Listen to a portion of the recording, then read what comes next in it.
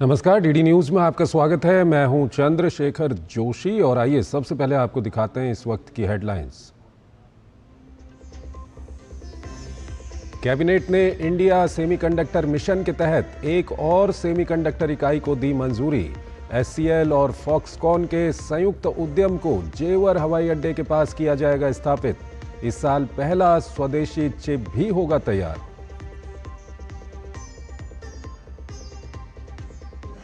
केंद्रीय मंत्री अश्विनी वैष्णव ने ऑपरेशन सिंदूर को बताया भारत की पहचान। कहा, हमारे सशस्त्र बलों की भूमिका और निर्णायक नेतृत्व का ये अनूठा उदाहरण देश के लिए है गर्व की बात।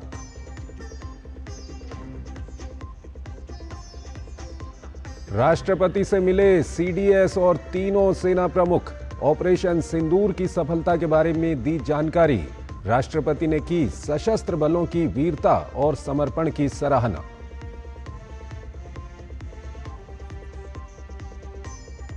पूरा देश कर रहा है हिंद की सेना के शौर्य को नमन। ऑपरेशन सिंदूर के नायकों के सम्मान में देश भर में निकाली जा रही है तिरंगा यात्रा। यूपी सीएम योगी आदित्यनाथ ने कहा, सेना ने पाकिस्तान के दुस्साहस का दिया मुंहतोड़ जवाब।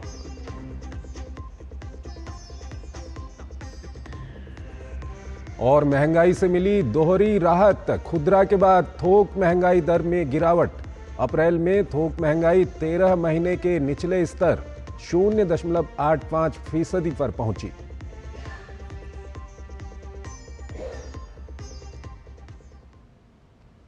और आइए अब खबरों को विस्तार से देखते हैं। प्रधानमंत्री नरेंद्र मोदी की अध्यक्षता में केंद्रीय मंत्रिमंडल की बैठक हुई, जिसमें कई अहम फैसले लिए गए। सूचना और प्रसारण मंत्री अश्विनी वैष्णव ने केंद्रीय मंत्रिमंडल के फैसलों के बारे में जानकारी दी। उन्होंने बताया कि उत्तर प्रदेश के जेवर में सेमीकंडक्टर यूनिट निर्माण किया जाएगा, जिसमें कुल 3,706 करोड़ का निवेश होगा। एचसीएल और फॉक्सकॉन का साझा उपक्रम होगा। यहां पर 3 करोड़ 60 लाख चिप हर महीने बनाई जाएंगी। इसमें करीब 2,000 लोगों को रोजगार मिलेगा। ये छठी यूनिट होगी। इससे पहले 5 सेमीकंडक्टर यूनिट का ऐलान हो चुका है। सेमीकंडक्टर यूनिट जो भारत का छठा सेमीकंडक्टर यूनिट बनेगा, वो जेवर उत्तर प्रदेश में बन रहा है, उसको अप्रूव किया है। आप सब जानते हो कि अब तक 5 सेमीकंडक्टर की यूनिट्स इंडिया सेमीकंडक्टर मिशन के तहत अप्रूव होने के बाद में बहुत तेजी से उसमें कंस्ट्रक्शन चल रहा है उन 5 में, जो कि एचसीएल आप जानते हैं, हिंदुस्तान कंप्यूटर्स लिमिटेड, जो बहुत लंबे टाइम से भारत की एक हार्डवेयर में बड़ी कंपनी रही है, वो, और फॉक्सकॉन जो दुनिया का सबसे बड़ा इलेक्ट्रॉनिक्स मैन्युफैक्चरर है, उन दोनों का जॉइंट वेंचर है। This joint venture will manufacture display driver chips, और ये देश की रिक्वायरमेंट भी बहुत बड़ी है। सो display driver chip is one of the key components in the entire display assembly. ये प्लांट लगेगा, इसमें 20,000 वेफर पर मंथ की कैपेसिटी होगी, और जो चिप्स इससे बन के निकलेगी 36 मिलियन चिप्स पर मंथ का इसका रहेगा। भारत विनिर्माण सेक्टर में काफी तेजी से बढ़ रहा है। उन्होंने कहा कि तकनीक के क्षेत्रों में भी देश नई छलांग लगा रहा है। इंडियन मैन्युफैक्चरिंग को बहुत बड़ा बूस्ट मिलेगा, पर्टिकुलरली जो मेमोरी वाला प्लांट है उससे, और ये डिस्प्ले ड्राइवर वाला प्लांट है इससे, इलेक्ट्रॉनिक्स मैन्युफैक्चरिंग को। और जो आसाम में प्लांट है उससे इलेक्ट्रिक व्हीकल इंडस्ट्री को बहुत बेनिफिट मिलेगा, और टेलीकॉम इंडस्ट्री को बहुत बेनिफिट मिलेगा आसाम वाले प्लांट से। और जो सानंद में 2 दूसरे प्लांट्स हैं, उसमें पावर इलेक्ट्रॉनिक्स और इंडस्ट्रियल इलेक्ट्रॉनिक्स को बहुत बड़ा बूस्ट मिलेगा। और इससे बहुत सारी जो भारत में इलेक्ट्रॉनिक्स की मैन्युफैक्चरिंग होती है, उनके लिए जो चिप्स चाहिए, वो चिप्स सारी की सारी करीब करीब बहुत बड़ी मात्रा में इन प्लांट्स से मिलेगी, और एक्सपोर्ट भी इनसे होगा। केंद्रीय मंत्री अश्विनी वैष्णव ने कहा, ऑपरेशन सिंदूर भारत की पहचान, हमारे सशस्त्र बलों की भूमिका और जो निर्णायक नेतृत्व रहा है, ये एक नया सिद्धांत बना है। उसका एक बहुत ही महत्वपूर्ण उदाहरण है। ये वास्तव में देश के लिए एक प्रशंसनीय बात है। ऑपरेशन सिंदूर एक बहुत ही भारत की एक अस्मिता भारत के हमारे आर्म्ड फोर्सेस का जो रोल रहा है और जो एक डिसाइसिव लीडरशिप रही है और एक जो नई डॉक्ट्रिन बनी है उसका एक बहुत बड़ा एग्जाम्पल है। उसके ऊपर कई प्रेस ब्रीफिंग्स यहाँ पे हो चुकी है, मैं उसके डिटेल्स में नहीं जाऊँगा, लेकिन वाकई ये देश के लिए एक सराहनीय चीज़। राष्ट्रपति द्रौपदी मुर्मू से सीडीएस और तीनों सेना प्रमुखों ने मुलाकात की। मुलाकात के दौरान सीडीएस जनरल अनिल चौहान, थल सेना प्रमुख जनरल उपेंद्र द्विवेदी, वायुसेना प्रमुख air chief marshal AP Singh और नौसेना प्रमुख एडमिरल दिनेश के त्रिपाठी ने राष्ट्रपति को ऑपरेशन सिंदूर के बारे में जानकारी दी। राष्ट्रपति ने आतंकवाद के खिलाफ भारत की सफल कार्रवाई और साथ ही सशस्त्र बलों की वीरता और समर्पण की सराहना की।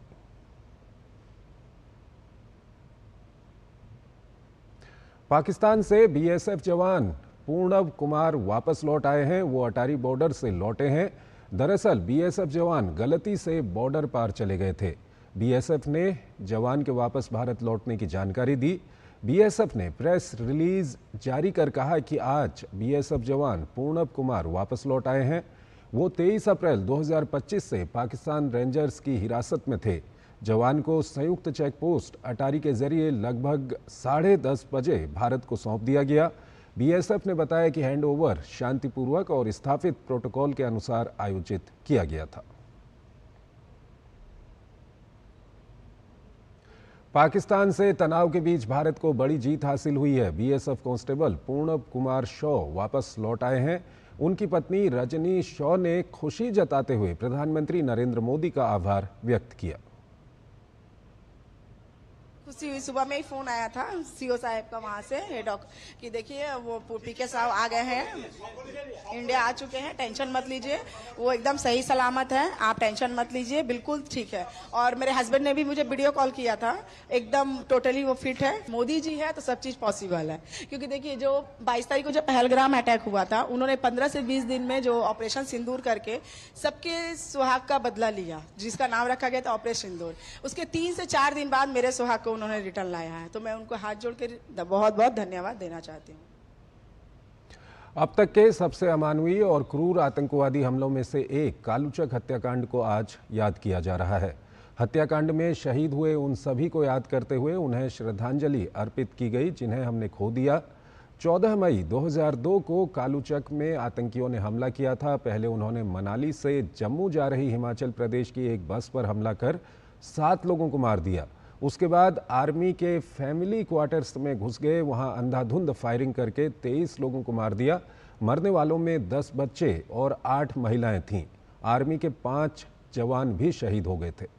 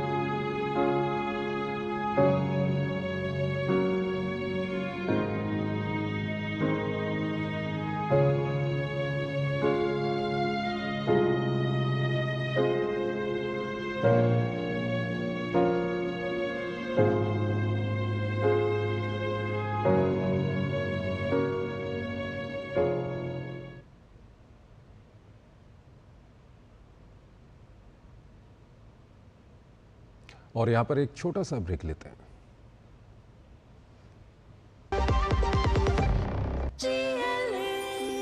जो लक्ष्य चुना था समझ आने लगा है। जीएलए यूनिवर्सिटी, उच्च लक्ष्य की निश्चित प्राप्ति। मेरी पसंद, मेरी पसंद, मेरी पसंद, मेरी पसंद, हमारी पसंद, हम सबकी पसंद। मजबूत देश का मजबूत सरिया हो गया स्टील। स्वागत है आपका ब्रेक के बाद और आइए अब देखते हैं तिरंगा यात्रा से जुड़ी हुई खबरें।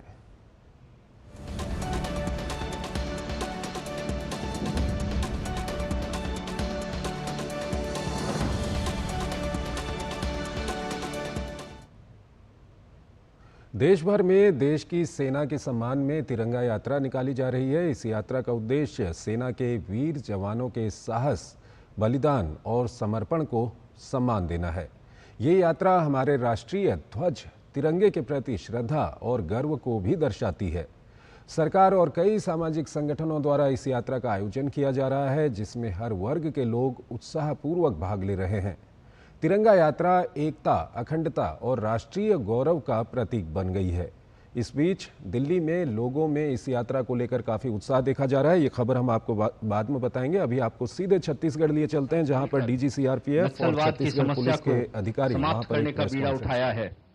इसी मुहिम के तहत माननीय गृह मंत्री जी ने भारत को पूर्णतया नक्सलवाद से मुक्त करने के लिए मार्च 2026 की समय सीमा निर्धारित की है। जैसा कि आप स्क्रीन पर आने वाली स्लाइड्स में देखेंगे, मार्च 2026 तक नक्सलवाद उन्मूलन के लक्ष्य की प्राप्ति हेतु केंद्रीय सुरक्षा बल राज्यों की पुलिस के साथ कंधे से कंधा मिलाकर नक्सल विरोधी अभियान में लगी हुई है। 2014 से गतिमान हुए नक्सल विरोधी अभियानों को 2019 से और अधिक तीव्र एवं फोकस तरीके से चलाया जा रहा है। सरकार ने नक्सलवाद के विरुद्ध एक मल्टी डायमेंशनल अप्रोच लेते हुए यूनिफाइड एवं रूथलेस स्ट्रेटेजी को अपनाया है।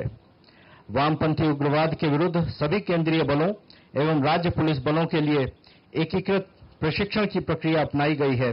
इससे संयुक्त क्षमता निर्माण को बढ़ावा मिला है। नवीनतम टेक्नोलॉजी का उपयोग कर नक्सलवाद के खिलाफ लड़ाई जारी है। सुरक्षा एजेंसियां अब अत्याधुनिक तकनीकों का उपयोग कर नक्सल गतिविधियों पर सटीक निगरानी रखे हुए हैं। इस कालखंड में चलाए जा रहे नक्सल विरोधी अभियान केंद्र एवं राज्य के सामंजस्य का प्रतिबिंब हैं। राज्यों में जहां भी सिक्योरिटी वैक्यूम प्रतीत होता है, वहां कैंप स्थापित कर नक्सल प्रभावित अंचल को संकुचित किया जाता है। वर्ष 2025 में केवल 6 जिले नक्सल गतिविधियों से मोस्ट अफेक्टेड देखे गए, जो कि संख्या 2014 में 35 थी। वहीं नक्सल प्रभावित जिले 126 से घटकर 18 ही रह गए हैं। इस कालखंड में हिंसा में कमी एक बहुत बड़ी उपलब्धि है। 2014 में 76 जिलों के 330 थानों में 1080 नक्सल घटनाएं दर्ज की गई थीं, जबकि 2024 में 42 जिलों के सिर्फ 151 थानों में 374 घटनाएं ही दर्ज हुई हैं। 2025 में इसके और कम होने की दिशा में हम मिलकर काम कर रहे हैं। इस समय में आम नागरिकों के विरुद्ध हुई नक्सली हिंसा भी बहुत कम हुई है। 2014 में 88 सुरक्षाकर्मी नक्सल हिंसा में शहीद हुए थे। वहीं यह संख्या 2024 में घटकर 19 रही है। इसी समय मुठभेड़ों में मरने वाले नक्सलियों की संख्या 63 से बढ़कर 2089 तक पहुंच गई है। वर्ष 2025 के पहले 4 महीनों में सुरक्षा बलों ने 197 नक्सलियों को मुठभेड़ में ढेर किया है।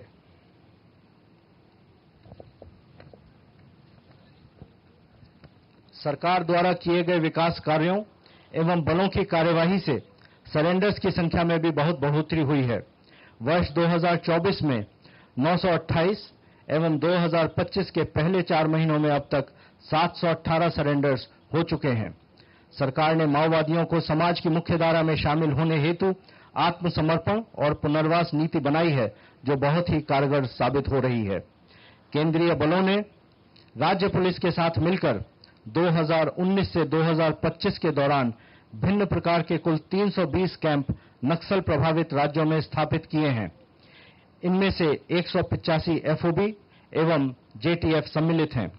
इन कैंप्स में परिचालनिक आवश्यकताओं को देखते हुए 68 नाइट लैंडिंग हेलीपैड भी बनाए गए हैं। इससे सुरक्षा बलों को नक्सल विरोधी अभियानों में सुविधा हुई है एवं जनता में सुरक्षा की भावना का जागरण हुआ है। इन कैंप्स के लगने से डेवलपमेंट एक्टिविटीज भी तीव्र हुई हैं। सड़कों का निर्माण हुआ है, मोबाइल टावर्स लगे हैं, स्वास्थ्य सेवा गांव तक पहुंची है, बस चली हैं। लोगों ने सरकार को अपने पास अपने लिए काम करते हुए देखा है। यह नक्सलवाद की समाप्ति की ओर एक वृहद कदम है। इसी प्रकार फोर्टिफाइड पुलिस स्टेशंस की संख्या भी 2014 में जो 66 थी, अब बढ़कर 555 तक पहुंच चुकी है। इससे पुलिस निज सुरक्षा के साथ अभियानों में लगी हुई है। सुरक्षा बलों के शिविरों ने न केवल सरकारी परियोजनाओं के कार्यान्वयन को सुगम बनाया है, बल्कि चुनावों में स्थानीय ग्रामीणों की अधिक भागीदारी को भी बढ़ावा दिया है, जिसका परिणाम उन क्षेत्रों में अधिक मतदान के रूप में सामने आया है जहां पर शिविर स्थापित किए गए हैं। इसी मुहिम के तहत फाइनेंशियल इंटेलिजेंस एवं इन्वेस्टिगेशन को भी मजबूत किया गया है। केंद्र एवं राज्य की सभी एजेंसियों ने मिलकर नक्सलवाद के वित्तीय स्रोतों को भी चोक किया है। एनआईए और राज्य की अन्य एजेंसियां माओवादी नेताओं, कैडरों और सहायकों पर मुकदमा चलाने और निर्दोष ग्रामीणों को न्याय दिलाने हेतु महत्वपूर्ण मामलों को आगे बढ़ा रही हैं। एनआईए ने राज्य पुलिस के जांचकर्ताओं की क्षमता निर्माण के लिए प्रशिक्षण कार्यक्रम भी आयोजित किए हैं। इस कालखंड में केंद्रीय एवं विभिन्न राज्यों की पुलिस ने मिलकर नक्सलियों के गढ़ के रूप में चिन्हित दुर्गम अंचल जैसे कि बिहार में स्थित चक्रबंदा पहाड़ी इलाका, झारखंड में स्थित बूढ़ा पहाड़ एवं आप जहां बैठे हैं वहां के नजदीक कर्रेगटालू पहाड़ को केंद्रीय बलों ने राज्य पुलिस के साथ मिलकर ऑपरेशन चलाकर नक्सल मुक्त किया है। यह दुर्गम पहाड़ी अंचल नक्सलियों के गढ़ के रूप में कार्य कर रहे थे एवं सुरक्षा बलों के लिए लंबे समय तक नो गो इलाके थे। इनके क्लियर होने से आने वाले समय में नक्सल मुक्त भारत के लक्ष्य की प्राप्ति अति सहज होती दिखती है। हम सब मिलकर माननीय प्रधानमंत्री जी एवं माननीय गृह मंत्री जी द्वारा निर्धारित लक्ष्य की ओर दृढ़ता से बढ़ रहे हैं। आने वाले समय में रिलेंटलेस और रूथलेस अप्रोच से हम मार्च 31, 2026 तक देश को निश्चित तौर पर नक्सल मुक्त करेंगे। ऐसा करने के लिए हम सभी प्रतिज्ञाबद्ध हैं। अब मैं छत्तीसगढ़ के पुलिस महानिदेशक से अपने विचार रखने का अनुरोध करता हूं, परंतु उससे पहले मैं अपने मीडिया के साथियों का धन्यवाद देना चाहता हूं कि आप लोग आज यहां हमारे आमंत्रण पर आए। विशेष तौर पर दिल्ली से आए मीडिया साथियों को धन्यवाद देता हूं कि परेशानी और कष्ट के बावजूद आप बीजापुर तक आए। आपके सपोर्ट के बिना हम यह लड़ाई नहीं जीत पाएंगे। आशा है आपका सपोर्ट हमको सदैव मिलता रहेगा। जय हिंद, जय भारत।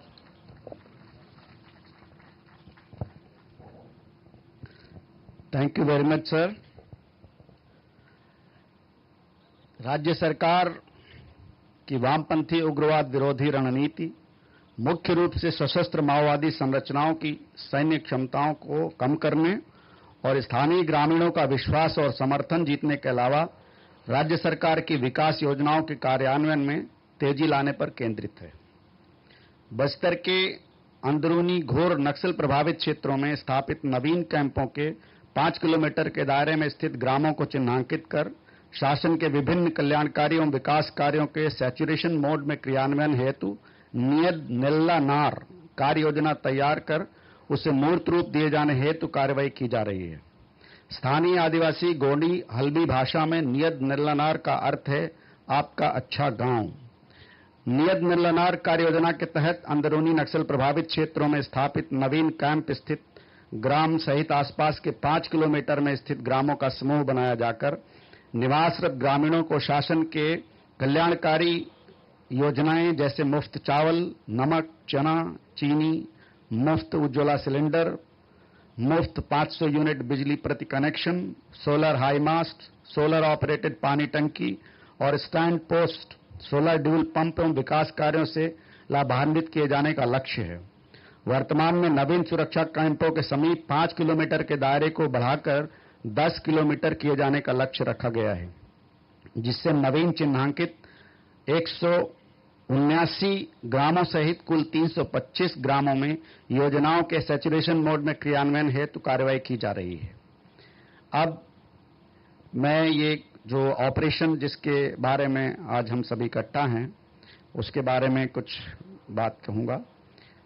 माओवादियों के सबसे मजबूत सशस्त्र संगठन पीएलजीए बटालियन, सीआरसी कंपनी एवं तेलंगाना स्टेट कमेटी सहित अनेक शीर्ष काडर्स की शरण स्थली जिला सुकमा एवं बीजापुर के सीमावर्ती क्षेत्रों में थी। उक्त क्षेत्र में चुनौतीपूर्ण परिस्थितियों में सुरक्षा बलों द्वारा अनेक नवीन सुरक्षा कैंपों की स्थापना की जाकर आसूचना आधारित अभियानों का संचालन किया जा रहा है।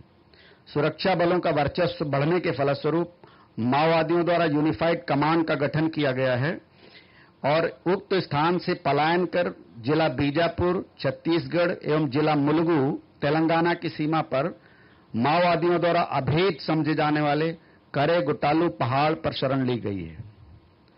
करेगुटालू पहाड़ लगभग 60 किलोमीटर लंबा और 5 किलोमीटर से लेकर 20 किलोमीटर तक चौड़ा अत्यंत दुष्कर पहाड़ी क्षेत्र है। उक्त पहाड़ी की भौगोलिक परिस्थिति काफी कठिन एवं चुनौतीपूर्ण है। माओवादियों द्वारा विगत 2.5 वर्ष में धीरे धीरे उक्त पहाड़ी में अपना बेस तैयार किया गया है, जिसमें उनके लगभग 350 आर्म्ड कार्डर सहित पीएलजीए बटालियन की टेक्निकल डिपार्टमेंट, टीडी यूनिट एवं अन्य महत्वपूर्ण संगठनों की शरण स्थली थी।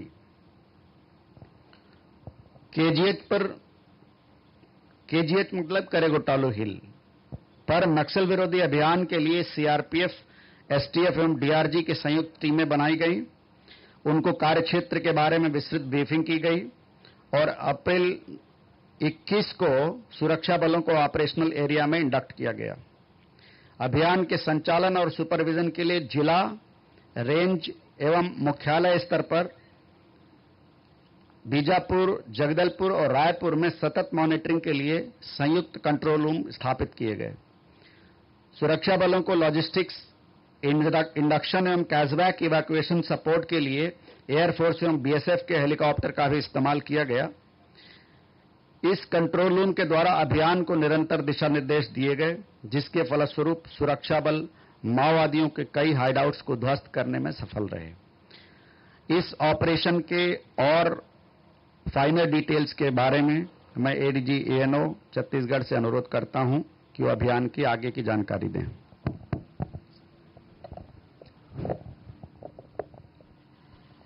धन्यवाद सर। माओवाद विरोधी अभियानों में सफलता हेतु आसूचना, इंटेलिजेंस, त्वरित कार्रवाई, समन्वय, कोऑर्डिनेशन एवं आपसी सहयोग, कोऑपरेशन अत्यंत महत्वपूर्ण होता है। करेगुटालू पहाड़ी पर संचालित अभियान में विभिन्न आसूचना एजेंसियों से प्राप्त टेक्निकल, ह्यूमन इंट एवं फील्ड इनपुट के कलेक्शन, कोलेशन एवं विश्लेषण के लिए एक मल्टी एजेंसी विशेष दल का गठन किया गया था, जिसके द्वारा प्राप्त आसूचनाओं के आधार पर ऑपरेशन की विस्तृत योजना बनाई गई एवं तदनुसार तैनात बलों की संख्या के संबंध में निर्धारण एवं उनका लगातार मोबिलाइजेशन एवं निर्धारित समयावधि में रिप्लेसमेंट किया गया। आसूचनाओं का 24/7 एनालिसिस की जाकर उन्हें फील्ड में ऑपरेशनल कमांडरों को रियल टाइम में भेजने की व्यवस्था की गई। आसूचनाओं में मात्र माओवादियों के मूवमेंट ही नहीं अपितु वहां के टेरेन, टोपोग्राफी, क्षेत्र के ग्रामों में माओवादियों के मददगार लोगों, हॉस्टिलिटी ऑफ पॉपुलेशन, पहाड़ी पर चढ़ने एवं उतरने के रास्तों, एंट्री एवं एग्जिट रूट एवं सुरक्षा बलों की वापसी के रास्तों पर बड़ी संख्या में लगाए गए आईडी एवं माओवादी कैडर के इंट्रोगेशन रिपोर्ट के आधार पर उक्त बाधाओं से बचाव के संबंध में लगातार आसूचनाएं रियल टाइम बेसिस पर फील्ड ट्रूप्स को उपलब्ध कराई गई, जिसके कारण सुरक्षा बलों को न केवल माओवादियों, उनके हाइडआउट्स एवं डंप का पता चला, बल्कि कई मौकों पर सुरक्षा बलों को आईडी से बचाव भी संभव हो पाया। इन आसूचनाओं के आधार पर सुरक्षा बलों द्वारा बड़ी संख्या में आईडी, बीजीएल सेल एवं बड़ी मात्रा में विस्फोटक सामग्रियों को बरामद करने में सफलता हासिल हुई। यह अभियान अब तक का सबसे बड़ा, व्यापक एवं समन्वित माओवादी विरोध अभियान है, जो कि राज्य एवं केंद्र की विभिन्न एजेंसियों के एक प्लेटफॉर्म पर समन्वित एवं सामंजस्य पूर्वक कार्य करने का एक बेहतरीन उदाहरण है।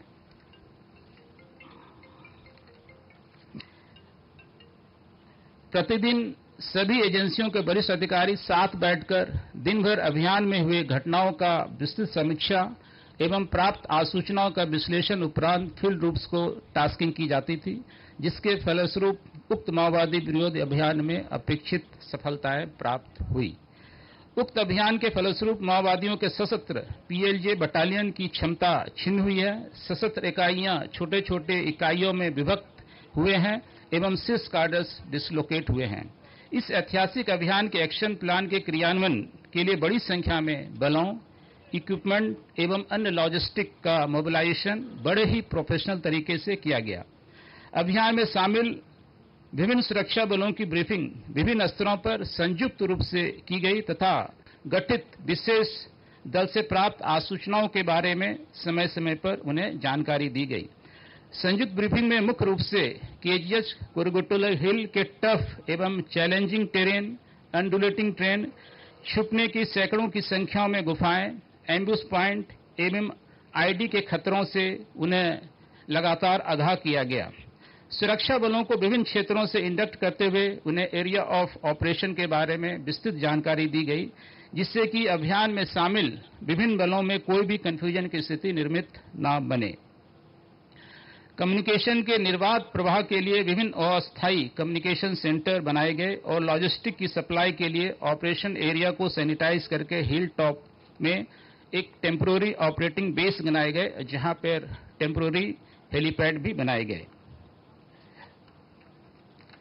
सघन पेड़ों, ऊंची चट्टानों एवं गुफाओं युक्त कुरुगुट्टल हिल के ऊपर भीषण गर्मी, आंधी तूफान, बारिश, बिजली गिरने जैसे प्रतिकूल परिस्थितियों में भी के बीच जंगली जानवरों, सांपों, बिच्छुओं, मधुमक्खियों आदि की गंभीर खतरा सुरक्षा बलों के लिए चुनौती थी। इसके बावजूद सुरक्षा बलों ने अपने मनोबल को ऊंचा रखते हुए टैक्टिकल मूवमेंट करते हुए आईडीज को डिडक्ट कर नष्ट करते हुए ऑपरेशन एरिया में आगे बढ़े। कुरुगुट्टल हिल्स के ऊपर भीषण गर्मी एवं प्रतिकूल मौसम, जहां पर दिन का समय कई बार 45 डिग्री से अधिक हो जाता था, में भी सुरक्षा बलों को समय पर पानी और भोजन की व्यवस्था करना अपने आप में एक बहुत बड़ा चैलेंज था, जिसको चॉपर की मदद से बखूबी अंजाम दिया गया। ऑपरेशन एरिया में घायल जवानों को निकालने के लिए हेलीकॉप्टरों की मदद ली गई। घायल जवानों को इलाज की फौरी व्यवस्था के लिए जगदलपुर एयरपोर्ट पर एयर एम्बुलेंस की भी व्यवस्था की गई थी। यह विशेष अभियान 21 अप्रैल 2025 से लेकर 11 मई 2025 तक कुल 21 दिनों तक चला। इस अभियान में सीआरपीएफ, डीआरजी, एसटीएफ, कोबरा की संयुक्त टीमों ने हिस्सा लिया, जो भिन्न भिन्न जगहों से लॉन्च हुई थी। विभिन्न लॉन्चिंग पैड से इनका इंडक्शन हुआ था। इसके अलावा स्ट्रेटेजिक जगहों पर टेम्पोररी ऑपरेटिंग बेसेस भी बनाए गए, जिन्होंने कॉरिडोर प्रोटेक्शन और एरिया सैनिटाइजेशन का भी काम किया। पूरे ऑपरेशन एरिया को विभिन्न ग्रिडों में बांटकर सुरक्षा बलों द्वारा सूक्ष्मता से सर्च किया गया। इस दौरान भारी मात्रा में असला, बारूद एवं रसद के भंडार बरामद हुए। साथ ही हथियार बनाने की 4 फैक्ट्रियां बरामद हुई। ऑपरेशन के दौरान सुरक्षा बलों के 18 जवान भी घायल हुए, जिन्हें एयरलिफ्ट करके समुचित चिकित्सा सुविधा उपलब्ध करवाई गई और उनकी हालत खतरे से बाहर है। अभियान का आउटकम और उसको लेकर जो अपराध पंजीबद्ध उसकी विवेचना के बारे में एसपी बीजापुर आगे से बताएंगे। उन्हें आमंत्रित करता हूं।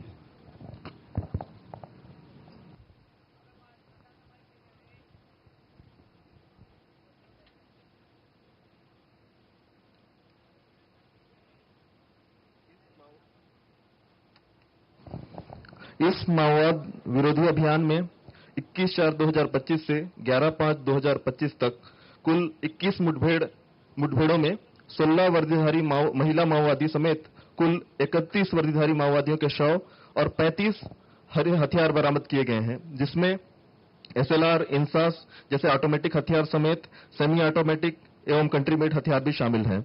अब तक 28 माओवादियों की शिनाख्त हो चुकी है, जिन पर कुल 1,72,00,000 रुपए के इनाम घोषित था, जिसमें मुख्यतः 2 डीवीसीएम स्तर के माओवादी, 11 पीएलजे बटालियन नंबर 1 के पीपीसीएम एमपीएम स्तर के माओवादी, 6 पीएलजे प्लाटून के एसीएम और सदस्य स्तर के माओवादी और 6 एसीएम स्तर के माओवादी समेत कुल 28 माओवादियों की शिनाख्त अभी तक हो चुकी है। शेष शवों की पहचान प्रक्रिया जारी है। लगातार 21 दिनों से जारी इस ऐतिहासिक माओवादी विरोधी अभियान के दौरान प्राप्त सभी तथ्यों और जानकारियों पर विचार करने के पश्चात अनुमान है कि अभियान के दौरान कई वरिष्ठ स्तर के माओवादी कैडर्स या तो मारे गए हैं या गंभीर रूप से घायल हुए हैं। हालांकि कठिन भौगोलिक परिस्थितियों के कारण सुरक्षा बल सभी घायल तथा अथवा मारे गए माओवादियों के शव बरामद नहीं कर पाए हैं। अब तक इस अभियान में कुल 31 माओवादियों के शव बरामद हुए हैं। इसके साथ ही अभियान में कुल 214 माओवादी ठिकानों और बंकरों को नष्ट किया गया है। उपरोक्त माओवादी ठिकानों एवं बंकरों की तलाशी के दौरान कुल 450 नग आईडी, 818 नग BGL shells, 899 bundle Cordtex, detonator एवं भारी मात्रा में विस्फोटक सामग्री, इसके अलावा खाने पीने के सामान लगभग 12,000 किलोग्राम सामान बरामद हुआ है। इसके अलावा मेडिकल, इलेक्ट्रिक सामान, नक्सल साहित्य एवं नक्सलियों के उपयोग के सामान भारी मात्रा में बरामद किए गए हैं, जिनकी कुछ हमने डिस्प्ले भी रखा है। सुरक्षा बलों ने माओवादियों की 4 तकनीकी जो टीडी टीम, जो टेक्निकल डिवीजन टीम की जो तकनीकी इकाइयों को नष्ट किया है, जिनका उपयोग बीजीएल शेल, देसी हथियार, आईडी और अन्य घातक हथियारों के निर्माण के लिए किया जा रहा था। इस तकनीकी इकाइयों के ठिकानों में 4 लेथ मशीन समेत जनरेटर, मोटर, ड्रिलर, कटर जैसे बिजली और पेट्रोल चलित मशीन भी बरामद कर नष्ट किए गए हैं। अभियान के दौरान विभिन्न ठिकानों 21 दिनों के इस महत्वपूर्ण अभियान के दौरान विभिन्न आईडी विस्फोटों में कोबरा, एसटीएफ और डीआरजी के कुल 18 जवान घायल हुए हैं। हालांकि सभी जवान अब खतरे से बाहर हैं और उन्हें विभिन्न अस्पतालों में सर्वोत्तम उपचार प्रदान किया जा रहा है। करेगुट्टालू पहाड़ी के ऊपर की परिस्थितियां काफी विपरीत हैं। दिन के समय में तापमान लगभग 45 डिग्री सेंटीग्रेड से अधिक होने से अनेक जवानों को डिहाइड्रेशन के शिकार भी हुए, परंतु उसके उपरांत भी उनका मनोबल हमेशा ऊंचा रहा और उन्होंने माओवादियों के विरुद्ध अभियान को जारी रखा। माओवादियों के विरुद्ध इस वृहत एवं व्यापक अभियान के दूरगामी परिणाम देखे जा रहे हैं। माओवादियों की बड़ी एवं सशस्त्र इकाइयां छोटे छोटे इकाइयों में विभक्त हो गए हैं। सुरक्षा बलों का उक्त क्षेत्र में पकड़ मजबूत हुआ है। साथ ही अन्य सुरक्षा विहीन क्षेत्र जैसे बीजापुर अंतर्गत नेशनल पार्क एवं जिला नारायणपुर अंतर्गत मार क्षेत्र की ओर लगातार बढ़ रहे हैं। भविष्य में भी माओवाद प्रभावित क्षेत्रों में आमजनों का विश्वास अर्जित करने एवं क्षेत्र के विकास के साथ ही माओवादियों के समय सीमा से समूल उन्मूलन हेतु आक्रामक कार्यवाही जारी रखी जाएगी। इस अभियान के अंतर्गत हुए मुठभेड़ एवं सामानों की बरामदगी के संबंध में माओवादियों के विरुद्ध कुल 17 अपराध पंजीबद्ध किए गए हैं, जिसकी विवेचना हेतु विशेष टीम गठित की गई है। एसआईए एवं एनआईए के का सहयोग भी इस विवेचना के लिए लिया जा रहा है। धन्यवाद।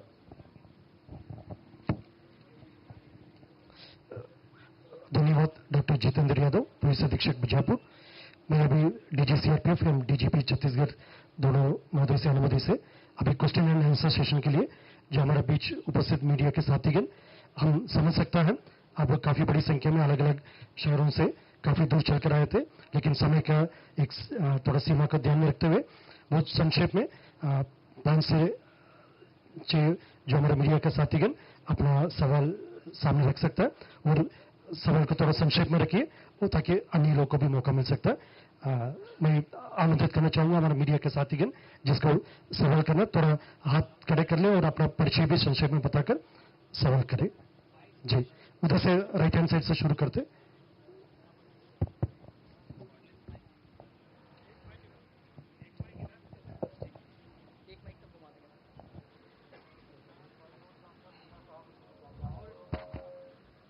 Hi, sir. Sir, I'm Pravesh Lama from Hindustan Times. So my question is about the operation. So it was a month, it was a long operation. So are there any learnings from the operation? Is there something that you found out which is also new to you? What you found out what Naxals are doing? Is there something new that you found out? So my question is the DGCRPS. One of the major learnings and new technology or new technique that we used during these operations was cave intervention. Generally, our troops are trained for house intervention, vehicle intervention and things like that. This was the first time that we were encountering cave sets in such large numbers. So we had to work it out so that we do not suffer casualties and we can actually neutralize the Maoists who are there. So that was one of the major things. Second was that a very large number of IEDs were detected by our troops. Almost 450 IEDs were detected and neutralized. And these IEDs were basically in beer bottles.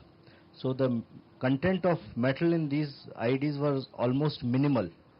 So we had to actually use a lot of ingenuity to detect these IEDs and prevent any damage to us, and also to neutralize these IEDs. Those were some of the main things.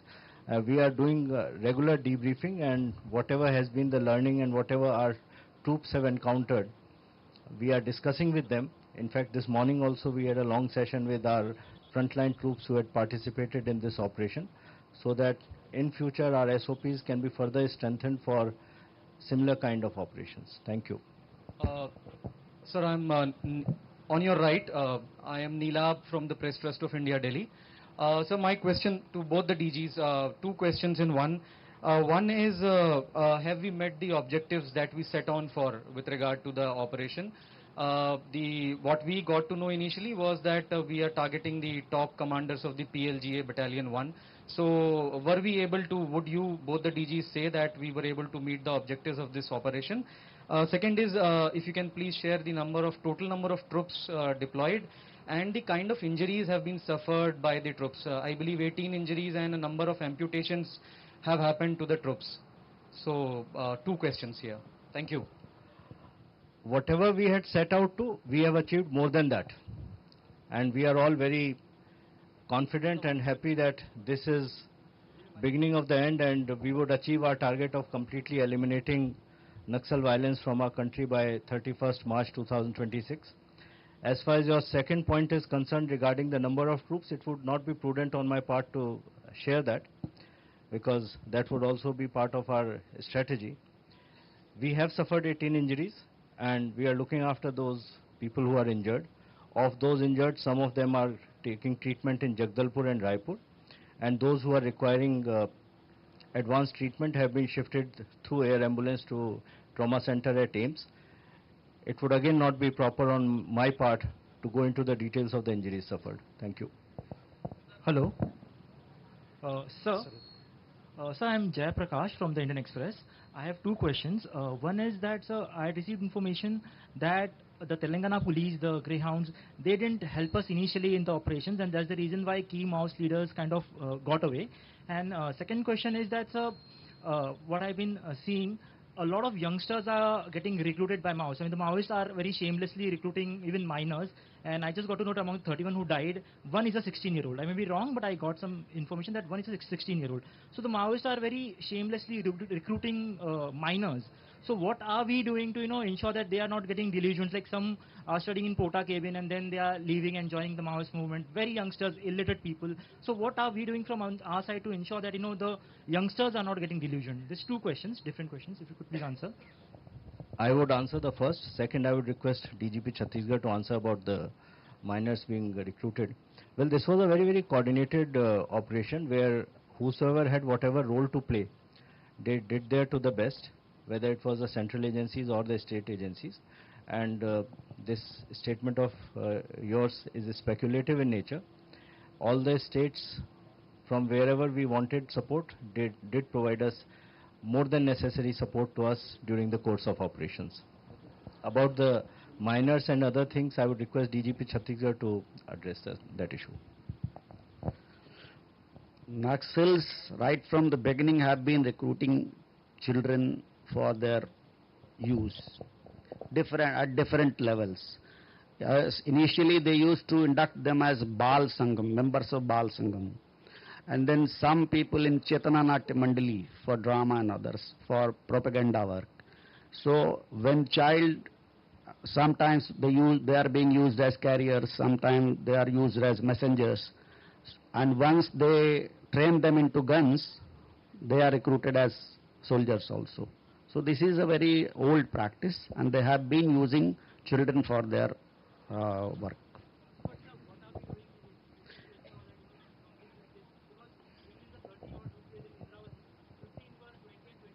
Yes.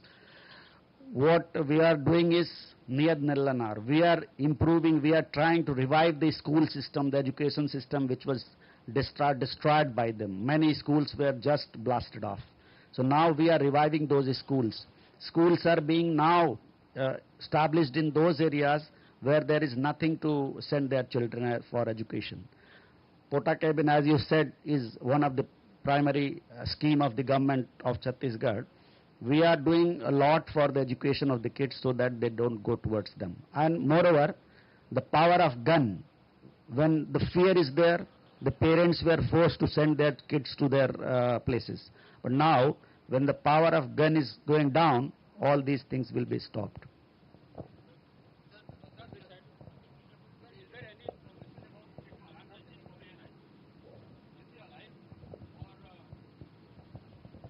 I will ask ADG ANO to respond to this. Basically about the modus operandi of how the senior cadres they work. Basically the main objective of launching this operation on the KGS Golgotala Hills was to dislocate the leadership who were congregated at one place. In that objective, the forces have completely success in that objective. And their leadership is now completely segregated and they are dislocated. And even the military formations, they are also divided into smaller groups and they have basically taken shelter at different places. And about that senior cadres, still we are looking for that. And as you have just now heard about the press briefing that there are many cadres who were either injured or killed. Because of the difficult the topography challenges, could not basically could evict those body or the injured persons. So basically we are basically verifying the locations and whereabout about which you are asking. Sir इधर मैं अंकित Mishra PTI से sir मेरे दो सवाल हैं। एक तो छत्तीसगढ़ के कॉन्टेक्स्ट में अगर हम बात करें तो ये जो ऑपरेशन है इसका इम्पैक्ट कितना होने वाला है? क्या जो अमित शाह जी ने जो टाइमलाइन तय की थी उसके पहले हम लोग नक्सल जो एंटी नक्सल ऑपरेशन करके नक्सलवाद को खत्म कर लेंगे? और दूसरा कि ये जो नियत नेल्ला नार है इसका ऑन ग्राउंड इम्पैक्ट आप लोग क्या देख रहे हैं? अच्छा सवाल पूछा आपने कि इसका आउटकम क्या है। ये तो आगे आने वाला वक्त भी बताएगा, बट अभी हमारा विश्लेषण जो कहता है, और आपने जो हथियार साइड में लगे हुए डिस्प्ले में देखे हैं, कितनी उनकी मारक क्षमता और कितनी उनकी हथियार बनाने वाली यूनिट, 4 यूनिट डिस्ट्रॉय करी है। और बड़ा जो एक तरह से किलाबंदी करके उन्होंने अपने लिटरेचर बनाने के लिए, हथियार बनाने के लिए, अपने बड़े कार्डर्स को इलाज करने के लिए, शेल्टर देने के लिए जो एक किलेबंदी कर रखी थी, उनका वो किला ध्वस्त हो गया है। और उस किले को गार्ड करने के लिए उन्होंने जो सबसे नेफेरियस वेपन जो आईडी इस्तेमाल करते हैं, जिससे बस्तर के सिविलियंस, बस्तर के जानवर, बस्तर के बहुत सारे लोग, कोई पैर गंवा चुका है, कोई आंख गंवा चुका है, वो दुनिया में बैंड वेपन है। इसके बावजूद भी बहुत ही क्रूअल तरीके से उसका इस्तेमाल कर रहे हैं। तो हम सबसे बड़ा कि इनको ये आभास ही नहीं था कि कोई इतनी आईडीज को नेगोशिएट करके कोई फोर्स हम तक आ सकता है। तो उनकी जो इनविंसिबिलिटी का जो भान था, उनका जो एहसास था कि हम तक इस अजय दुर्ग तक कोई पहुंच नहीं सकता, हमने उसको ध्वस्त किया है। ये उसका सबसे बड़ा आउटकम है।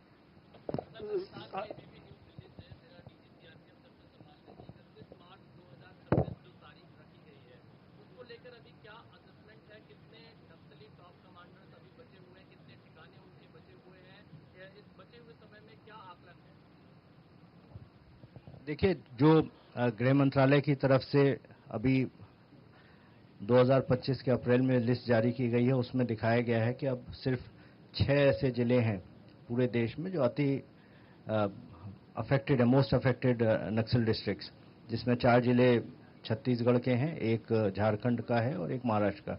गढ़चिरौली, वेस्ट सिंहभूम, बीजापुर, सुकमा, नारायणपुर, कांकेर। तो ये तो आपको ज्ञात होगा कि इतने समय में हमने इतनी सफलता अर्जित की है कि बहुत संकुचित हो गया है जो इनका माओवादी गतिविधियों का सेंटर है। बाकी जितने भी, चाहे वो नेतृत्व स्थान में जो माओवादी हैं या जो कैडर्स हैं, इनको 31 मार्च 2026 तक या तो हम न्यूट्रलाइज कर देंगे या उनको सरेंडर करना पड़ेगा। इसके अलावा उनके पास कोई ऑप्शन नहीं है। और मैं, जैसा मैंने प्रारंभ में बोला था, सारे बल, चाहे वो केंद्रीय बल हो चाहे राज्य के बल हो, इसके लिए प्रतिज्ञाबद्ध हैं और इस डेडलाइन को हम मीट करेंगे। और देश से 31 मार्च 2026 तक नक्सलवाद कंप्लीटली शेष कर देंगे, ये हमारी प्रतिज्ञा है। Sir thank you sir. जैसा साथियों जैसा ठीक एक सवाल इधर सर।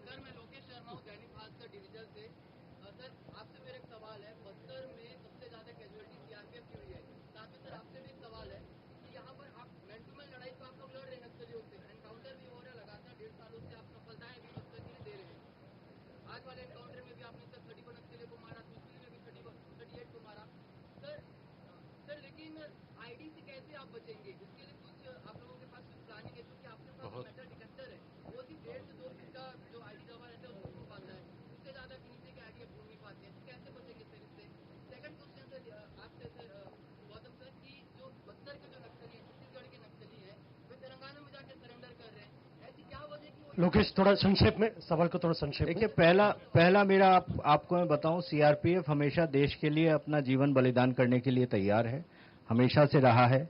आज तक सीआरपीएफ ने स्वतंत्रता के बाद से लगभग 2264 सीआरपीएफ के वीर सैनिकों ने बलिदान किया है, जीवन बलिदान किया है। हम बलिदान से नहीं डरते, हम किसी भी संगठन से नहीं डरते, किसी भी संगठन की किसी भी टेक्नोलॉजी से नहीं डरते। हम उससे लड़ेंगे और हम उसे जीतेंगे। जहां तक आईडी का सवाल है, आपने स्वयं देखा कि लगभग 450 आईडी हमने रिकवर किए हैं। बड़ी संख्या में आईडीज को हमने डिटोनेट करके न्यूट्रलाइज किया है। 15 आईडी विस्फोटन हुए हैं। पर ये 15 विस्फोट आप ये देखिए कि 450 में से 15 बहुत छोटी संख्या है।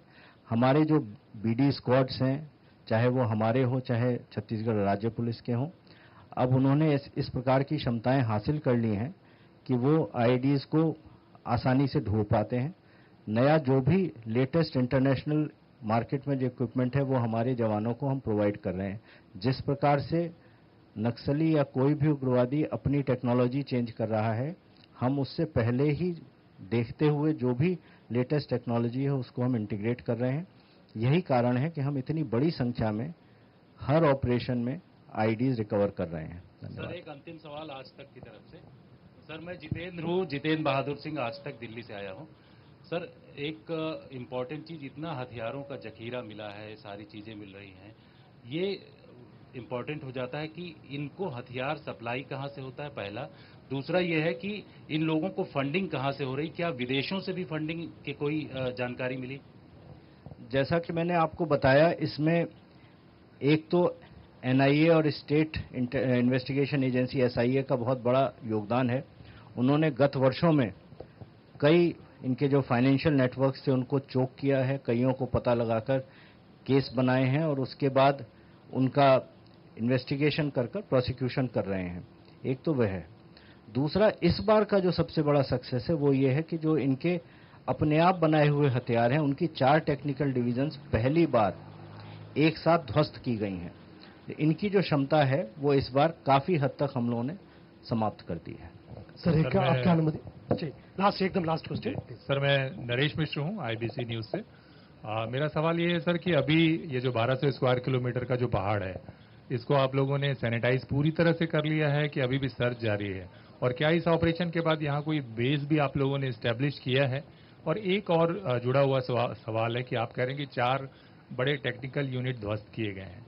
जो वेपन है वो बीजीएल और इसी तरह के ज्यादातर वेपन है। क्या ये इतने घातक हैं कि इतना नुकसान आप लोगों को पहुंचा सकते थे इस ऑपरेशन के दौरान? हमारे जितने भी कैंप्स पर अब तक अटैक हुए हैं, उन कैंप्स में जो सबसे ज्यादा हमें डैमेज हुआ है वो इन्हीं बीजीएल से हुआ है। और जो हमारे जो सैनिक हैं, जब किसी भी ऑपरेशन पर जाते हैं, उनको जो सबसे ज्यादा डैमेज होता है वो आईडी से होता है। और ये दोनों ही चीज, आईडी और बीजीएल, इन्हीं टेक्निकल डिवीजन्स में बनते थे। दूसरा आपका प्रश्न इस केजी हिल्स के बारे में है। इसमें कई राउंड्स का सैनिटाइजेशन हो चुका है और अभी भी इसका फर्दर सैनिटाइजेशन हम लोग इसलिए कर रहे हैं कि जो भी रेजिडुअल आईडीज हैं उनको हम निकाल सकें, जिससे कि आने वाले समय में यह पहाड़ सिविलियन जनता के लिए खुल सके और वो आना जाना कर सकें। जैसा कि आप लोगों को ज्ञात होगा, इसमें बेदम गुफा में बहुत बड़ा पुराना मंदिर है। एक समय था, आज से कुछ साल पहले तक वहाँ पे स्थानीय लोग जाते थे, किंतु बाद में जब से ये गढ़ बना और उसके बाद जब आईडी लगने शुरू हुए तो लोगों ने जाना बंद कर दिया। तो हम ये चाहते हैं कि कम्प्लीटली सैनिटाइज हो जाए और ये हम आने वाले कुछ दिनों में कर देंगे। उसके बाद जो जनता की आवाजाही है वहाँ पर आरंभ हो सके। धन्यवाद डीजी महोदय, धन्यवाद डीजीपी महोदय। जैसा अभी मैं समझ सकता और अनेक लोग का जो सवाल करने के लिए मन में इच्छा होगा, लेकिन थोड़ा समय की सीमा को ध्यान में रखकर हम क्वेश्चन आंसर सेशन को इधर ही समाप्त करते हैं। इसके पश्चात मैं आईजी सीआरपीएफ श्री राकेश अग्रवाल से अनुरोध करूंगा इस कार्यक्रम की समाप्ति के संबंध में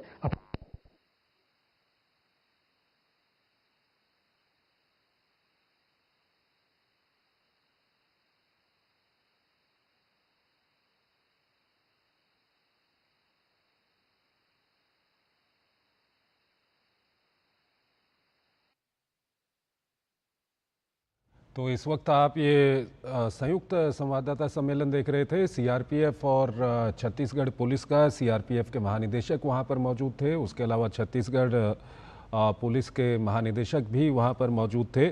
और जो नक्सल विरोधी अभियान है उसमें बहुत बड़ी सफलता मिली है। जो जानकारी दी गई है उसके अनुसार सुकमा और बीजापुर की सीमा पर जो करेगुट्टा पहाड़ी है वो नक्सलियों का गढ़ हुआ करता था। वहाँ पर 21 अप्रैल से 11 मई के बीच में एक बड़ा ऑपरेशन सीआरपीएफ और राज्य की पुलिस की ओर से चलाया गया और इस ऑपरेशन में कई माओवादी वहाँ पर मारे गए। 31 माओवादियों के शव बरामद हो चुके हैं और साथ ही साथ ये भी बताया गया है कि भारी मात्रा में वहाँ पर असलहा बरामद हुआ है। उसके अलावा हथियार बनाने की जो फैक्ट्रियाँ हैं वो भी वहाँ पर मौजूद थी, उनको भी नष्ट कर दिया गया है।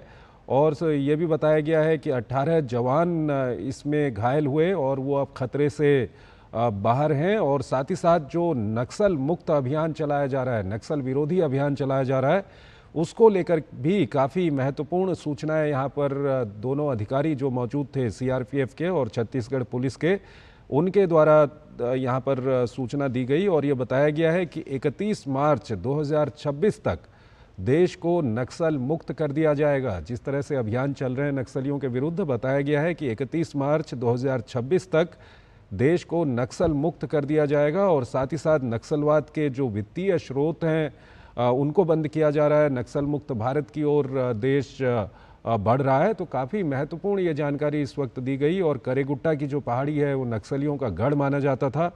सुकमा और बीजापुर की सीमा पर, ये छत्तीसगढ़ और तेलंगाना की सीमा पर है।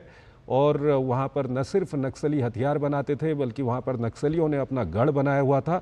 और इस पूरी पहाड़ी को अब अपने कब्जे में ले लिया है सीआरपीएफ और छत्तीसगढ़ की पुलिस ने। 31 माओवादियों के शव बरामद हो चुके हैं और भारी संख्या में बताया जा रहा है कि वहाँ पर माओवादी या तो मारे गए हैं या घायल हुए हैं। एक छोटा सा ब्रेक लेते हैं यहाँ पर।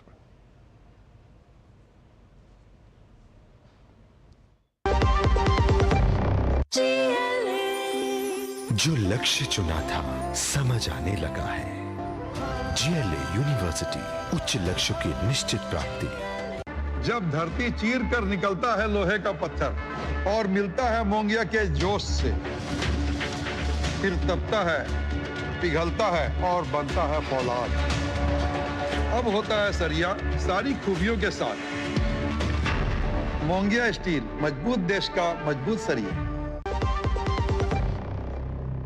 स्वागत है आपका ब्रेक के बाद। और आइए अब दूसरी खबरों की ओर आपको लिए चलते हैं। केंद्रीय संचार राज्य मंत्री डॉक्टर चंद्रशेखर पेम्मासानी ने नई दिल्ली में आयोजित भारत 6G 2025 अंतर्राष्ट्रीय सम्मेलन और प्रदर्शनी के तीसरे संस्करण का उद्घाटन किया। इस सम्मेलन में दूरसंचार क्षेत्र की कई देशी विदेशी कंपनियों के प्रतिनिधियों ने हिस्सा लिया। इस अवसर पर केंद्रीय मंत्री ने कहा कि 6G तकनीक में भारत दुनिया का नेतृत्व करेगा। नई दिल्ली में दूरसंचार क्षेत्र के दिग्गज जुटे।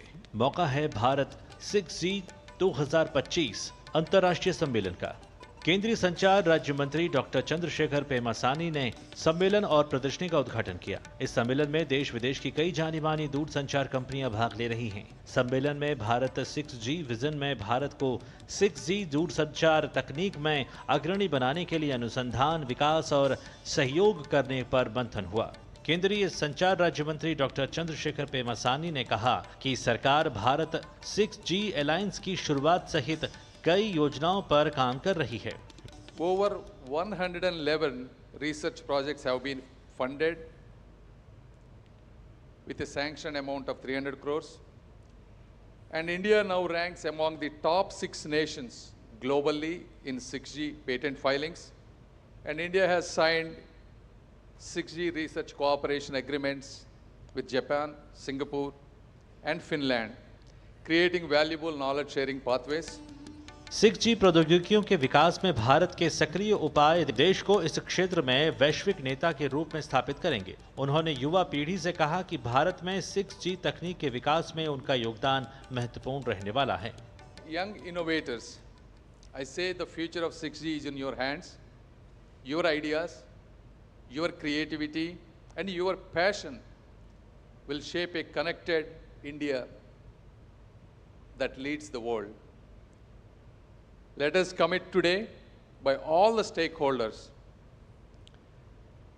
for making Bharat 6G not just a technology initiative but a national mission. Bharat 6G vision का उद्देश्य 2030 तक 6G प्रौद्योगिकियों के डिजाइन विकास में भारत को अग्रणी बनाना है। भारत 6G विजन सामर्थ्य, स्थिरता और सर्वव्यापकता के सिद्धांतों पर आधारित है। Chandrashekhar, DD news. तो इस बुलेटिन में फिलहाल इतना ही। आप बने रहिए DD न्यूज के साथ। नमस्कार।